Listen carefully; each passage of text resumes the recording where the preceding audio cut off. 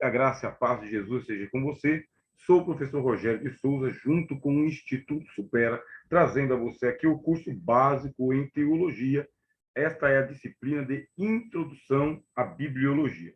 E eu já quero convidar você a nos acompanhar aqui pela projeção dos nossos slides. Bem, aqui, Introdução à Bibliologia.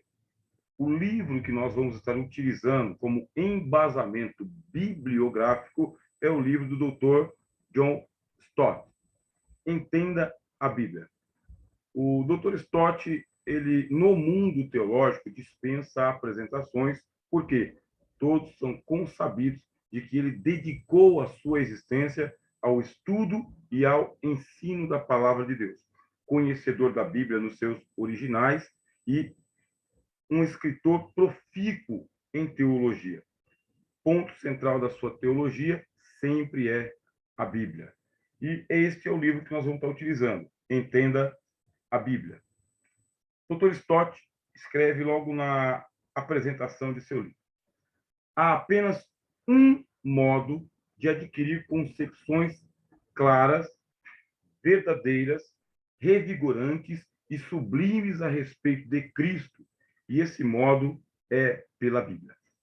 Podemos dizer que o Dr. Stott ele era um bibliocêntrico, mas ele também era cristocêntrico. Isto é, o que leva o Dr. Stott a ler e a ensinar a palavra de Deus é o conhecimento de Cristo.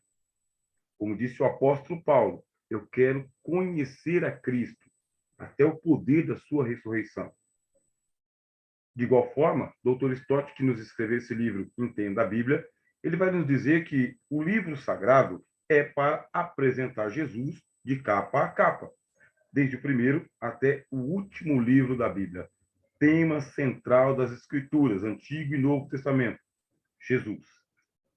A Bíblia é o prisma através do qual a luz de Jesus Cristo decompõe-se em suas múltiplas e admiráveis cores. Isto é, o Senhor Jesus, ele não é monocromático, não apenas uma cor. Aliás, o Senhor Jesus, ele é representado pelo arco que está em volta do trono de Deus. É a visão que nós temos no livro do Apocalipse, no capítulo de número 4. O arco de Deus, que para nós é colocado nos dias de chuva nas nuvens, o arco de Deus nos céus representa a multiforme sabedoria de Deus, e esta multiforme é o Senhor Jesus. Cristo não é monocromático, quer dizer, de uma cor só. Ele é multicolorido, policromático. A Bíblia seria o prisma por onde passa a luz que é Cristo. E a Bíblia vai apresentar o Senhor Jesus nessas múltiplas cores, nessas múltiplas manifestações e revelações, culminando com a sua encarnação, seu ministério, sua morte, ressurreição, ascensão aos céus, ministério celestial, retorno em glória e vida eterna, estado eterno. Ler a Bíblia deve ser salutar para você que está estudando teologia. Por que você estuda teologia? Lembre-se da primeira disciplina. É para ter um conhecimento de Deus e das coisas de Deus e da pessoa do Senhor Jesus e da pessoa do Espírito Santo. A Bíblia é um retrato de Jesus Cristo. Como foi que Jesus apareceu em Gênesis, Êxodo, Levítico, Número, Deuteronômio? Como que o Senhor Jesus apareceu no tempo de Josué, no livro dos Juízes, no livro de Samuel, dos Reis, das Crônicas? Como que o Senhor Jesus foi apresentado pelos profetas Isaías, Jeremias, Ezequiel, ou pelos escritores dos Salmos, dos Provérbios? Como que o Senhor Jesus foi retratado em Mateus, Marcos, Lucas e João, ou no livro de Atos, ou nas cartas de Paulo, ou nas epístolas gerais, e a sua revelação esplêndida no Apocalipse? O convite das Escrituras é justamente este, para que você conheça o Senhor Jesus na maior profundidade possível para os seus estudos e para a sua devoção e também para o seu ministério. Temos de contemplá-lo com tamanha intensidade de desejo que, pela obra graciosa do Espírito Santo, ele se torne vivo para nós. encontre-se conosco e preencha-nos com ele mesmo. Veja só, esta disciplina de bibliologia ela não tem a intenção de ser meramente uma ficha técnica para a sua introdução aos estudos da palavra de Deus. Muito pelo contrário, o nosso intento é de que você, leitor da palavra de Deus, estudante da palavra de Deus, torne-se um estudioso das Escrituras. Qual que é a diferença entre o estudante e o estudioso? Nós costumamos dizer que o estudante ele é fortuito, eventual. Ele ocupa suas horas vagas estudando. É um estudante. O estudioso não. O estudioso cria ocasiões de estudar. Não para. Não é ocasional. É uma vocação para a vida. Espero que essa seja a sua vocação e assim você queira também. Que além de ser um estudante, torne-se um estudioso. E sendo um estudioso, também se torne um ensinador das Escrituras Sagradas. Quando estiver ensinando, vai ensinar Jesus. Jesus nas páginas do Antigo e do Novo Testamento, mas respeitando todas as regras de interpretação, respeitando os princípios hermenêuticos e exegéticos também, que são disciplinas que você vai aprender um pouquinho mais adiante. Por enquanto, vamos para o esboço da Palavra de Deus, continuando aqui a apreciação do livro do Dr. John Stott. Vamos lá? Quando nós lemos no Apocalipse, veja que o Apocalipse é o último livro do Novo Testamento. Está escrito em grego, porque o grego é a língua original do Evangelho. Não perca isso de vista, tá bem? Todo o Evangelho foi escrito originalmente em grego. Existem algumas desconfianças de que o Evangelho de Marcos teria sido escrito primeiramente em hebraico e depois traduzido para o grego. Isso ainda está em muito estudo, muita discussão, não tem nada afirmado, porque o que nós vemos ali é o escrito de Marcos num bom grego, assim como o de Mateus. De Lucas, então, nem se fala. E o Evangelho de João, grego de ponto. Quando chegamos no Apocalipse, nós encontramos aqui no capítulo 1 e no versículo 11, dizendo, Cristo dizendo, eu sou o Alfa e o Ômega, o primeiro e o derradeiro. Veja como que isso está conectado. Alfa e Ômega, primeiro e derradeiro. O que vês, escreve-o num livro, que é o Apocalipse. O que é o Apocalipse? É o Ômega das Escrituras. E qual seria o Alfa? O Gênesis. Mesmo porque o Antigo Testamento, nós veremos e você aprenderá, o Antigo Testamento foi traduzido do hebraico para o grego. Veja só a riqueza da língua grega que conseguiu traduzir o pensamento, o sentimento e a cultura dos hebreus, dos judeus, dos profetas para a língua universal que era o grego. Sabe que o grego ele tem uma apreciação tão grande de que aqueles que gostam da palavra grega, da cultura grega, do Novo Testamento em grego, são chamados de helenófilos, isto é, amigos ou aqueles que amam o grego. Cristo mesmo disse: o que você vê, escreve-o num livro. Quer dizer, vamos documentar a revelação. E envia-o às 7 igrejas que estão na Ásia. A Bíblia, ela destina-se à igreja. Por revelação, Jesus diz isso para o apóstolo João. Sentido estrito, apenas o Apocalipse. Sentido lato, para toda a Bíblia. A Bíblia toda é para a igreja de Cristo. E não somente a igreja de Cristo. Todos os que não estão na igreja são convidados a vir para a igreja, são convidados a vir para o Evangelho. Envio a 7 igrejas que estão na Ásia: Éfeso, Esmirna, Pérgamo, Tiatira, Sardes, Filadélfia e Laodiceia. Aqui do lado, você vê o mesmo texto que está em português e está em grego.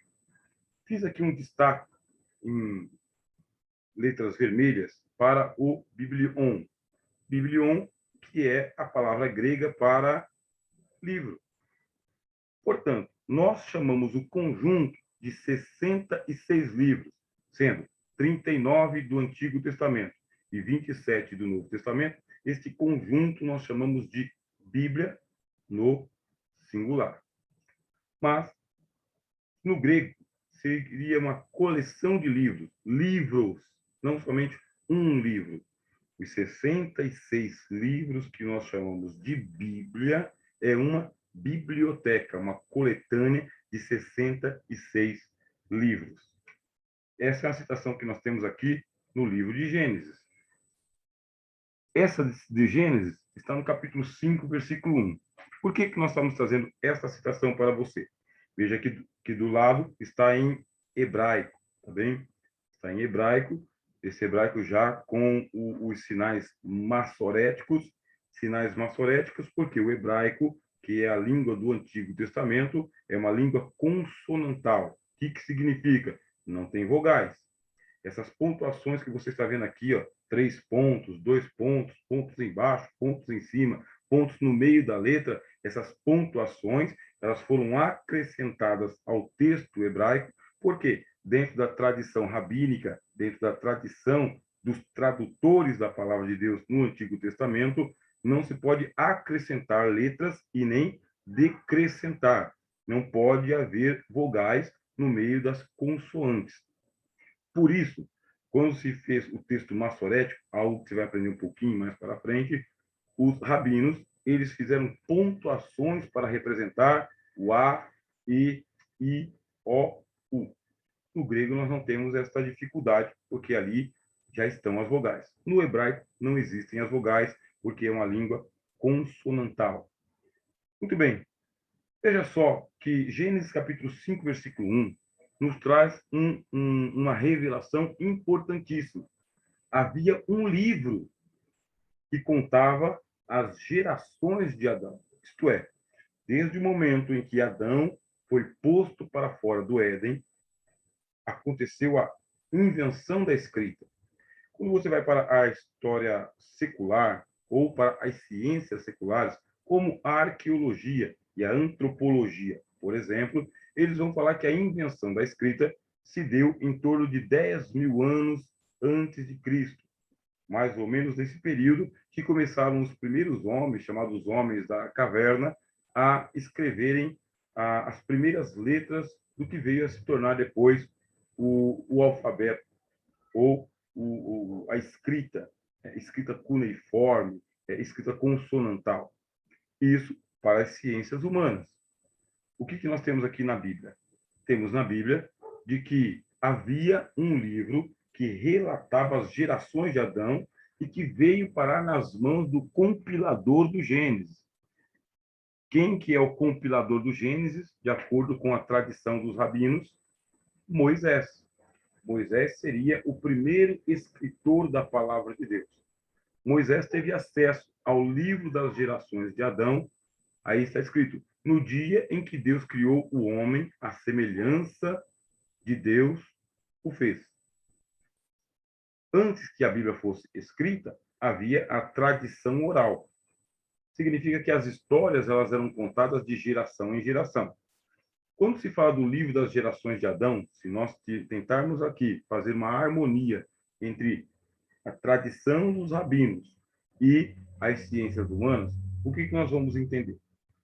Que a pregação, ou a anunciação, ou o sermão, ou as histórias que eram contadas oralmente, elas eram registradas em algum tipo de material, ou na pedra, ou no barro, ou na madeira.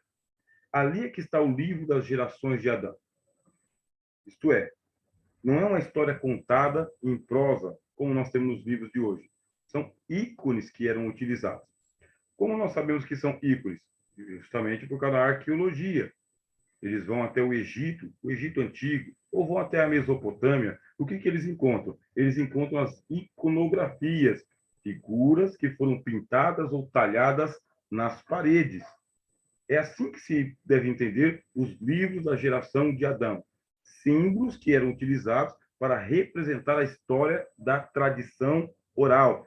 Tenta imaginar a história de Adão sendo contada de geração em geração e sendo escrita em tábuas de argila. Ou alguma madeira que tivesse sido talhada da floresta, ou alguma pedra que tivesse sido pintada.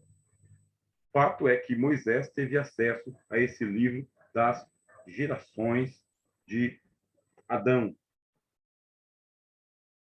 O Dr. Stott, ele escreve para nós o seguinte: esse livro ele é fácil de você adquirir, entenda a Bíblia. Você tem algumas versões que são disponibilizadas aí parcialmente na internet em PDF, mas o recomendável é que você consiga comprar esse livro com muita facilidade e ele vai ser entregue aí no seu endereço. Esse eu estou utilizando porque realmente é um referencial para se fazer a introdução a este assunto no curso base. Stott escreveu: para apreender Jesus Cristo em sua totalidade, é essencial compreender o cenário em que Deus o oferece a nós. A bibliologia que é proposta pelo Dr. Stott, como eu disse, não é uma ficha técnica sobre a Bíblia.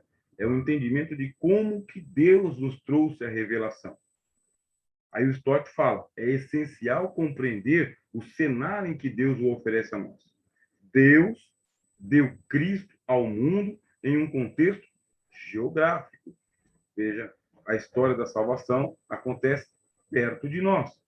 Os lugares onde o Senhor Jesus nasceu, viveu, foi crucificado, esses lugares estão localizáveis no atlas geográfico. Não é tão longe de nós assim. Você pode apontar com o dedo, se você colocar o dedo no mapa. Agora, por que Deus fez isso? É justamente porque a imanência de Deus se manifesta em Jesus Cristo. Professor, o que vem ser a imanência? Imanência, o conceito, significa que Deus ele está entrando ao mundo. Deus entra na criação. Isso é imanência. A imanência de Deus pode ser percebida no mapa, quer dizer, localizações geográficas, lá no Oriente, lá na Palestina, nas terras de Israel, especificamente em Belém, Jerusalém, Samaria. Olha só, Deus é um Deus que trabalha dentro de um limite histórico e teológico. E por que histórico? É possível fazer verificações dos fatos bíblicos e também compará-los com os fatos históricos das outras nações contemporâneas do povo de Deus. E teológicos específicos. Por quê? Porque toda a Bíblia tem um ensinamento especial sobre a relação de Deus com os homens.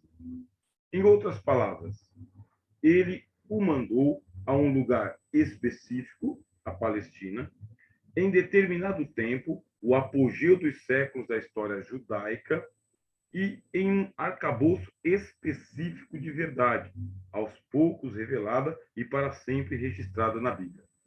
Deus, em sua sapiência, em sua sabedoria, foi chamando as suas testemunhas e capacitando as suas testemunhas com inteligência para escrever a palavra falada, a tradição oral, conferindo a estes homens chamados profetas o dom do Espírito Santo ou a inspiração, não somente para pensar, mas também para registrar o pensamento em palavras do dia a dia. O hebraico do Antigo Testamento e o grego do Novo Testamento, ele é um hebraico literário. E o grego, literário também. Mas é uma literatura que poderia ser lida em qualquer lugar, por qualquer pessoa que tivesse sido alfabetizada. Isso aí é a sabedoria de Deus. A Bíblia é a boca de Deus, ou a palavra de Deus, transmitida ao homem comum, ao homem do dia a dia. E por que Deus faz assim? Para que aquele que tem muita instrução, muito conhecimento, também possa descer as escadarias e compreender na língua do povo o que Deus fala pelas ruas. E aquele que tem pouco conhecimento possa ler na palavra de Deus com um pouco mais de esmero a mesma palavra do que o doutor. Os capítulos que seguem falam, portanto, da geografia, história, teologia, autoridade e interpretação da Bíblia. Quando você adquirir este livro, Entenda a Bíblia, do Dr. Stott, você vai encontrar justamente os capítulos que falam sobre a geografia bíblica, a história bíblica, a teologia bíblica, a autoridade e interpretação. Eles visam apresentar o cenário no qual Deus uma vez se revelou e oferece agora Cristo, de modo que possamos compreender melhor e compartilhar com os outros a gloriosa plenitude do próprio Jesus Cristo. Você vai gostar demais de estar estudando bibliologia e acompanhando aqui o passo a passo que é descrito pelo Dr. Stott. O que eu vou tratar com vocês nesse primeiro momento? Esse não é o único livro que nós vamos utilizar aqui em bibliologia. Essa é a primeira referência bibliográfica. Fique atento, não perca nenhuma das aulas. Se quiser, entre em contato conosco através do Instituto Supera e nós vamos aí recomendar mais e mais fontes bibliográficas. A partir desse momento, você iniciou a sua formação. E é uma formação que você não pode parar por nada. É um nível básico em teologia. Básico porque nós estamos fundamentando para construir um edifício muito maior daquilo que você já tem. No nível básico, você está começando a ter a introdução à Bíblia. Outras disciplinas virão. Depois você vai complementar a sua formação, dando continuidade com o nível médio. Está preparando para então você começar a pensar no bacharelado. Quando você for para o bacharelado, já tendo recebido aqui essa formação de nível básico e nível médio, você já vai ter um repertório teológico que não vai deixar você ali como um estranho no ninho. Acredite, eu, quando fui fazer o meu bacharelado, eu já tinha passado por várias formações teológicas anteriores, o que me ajudou muito. Ainda assim, muita coisa nova eu tive que aprender, semelhantemente a você. Bom, você percebeu que nós estamos aqui com o livro do Dr. Stott e que nós agora vamos entrar para nadar em águas profundas. O tema que nós vamos discorrer a partir do próximo vídeo, o propósito da Bíblia. O que significa dizer que a Bíblia é essencialmente um livro de salvação? Como podemos entender Jesus Cristo no Antigo e Novo Testamento? De que forma a Escritura extrai de nós uma resposta de fé? Quero já adiantar para você aqui a quantidade de slides que nós estaremos estudando. Veja só, vamos falar sobre o texto de 2 Timóteo, capítulo 3, versículo 15. Depois nós vamos avançar aqui para falar que a Bíblia é um livro de salvação. Falar bastante sobre o tema do Novo Testamento, porque entendendo a temática do Novo Testamento, você abre as páginas do Antigo Testamento com maior segurança. É importante ter segurança na abordagem. Nós vamos aqui estudar Cristo apresentado na lei, Antigo Testamento, Cristo nos profetas. Vamos falar do Senhor Jesus sendo apresentado aqui nas Escrituras. Este é o nosso projeto para a disciplina de bibliologia, tá bem? E o Cristo em o Novo Testamento. Aí nós vamos passar pelas páginas do Novo Testamento. Lógico, é uma formação básica, por isso você vai ter apenas uma sinopse de toda a revelação. O aprofundamento está chegando para você aí. Ler a Bíblia pela fé, como que a Bíblia estimula e cria a fé em cada um de nós. A fé vem pelo ouvir e ouvir pela palavra de Deus. E nós vamos concluir a nossa disciplina, tá bom? Fique atentos, vai ser uma satisfação, junto com o Instituto Supera, trazer você aqui para a introdução à bibliologia. Sou o professor Rogério de Souza e até a próxima aula.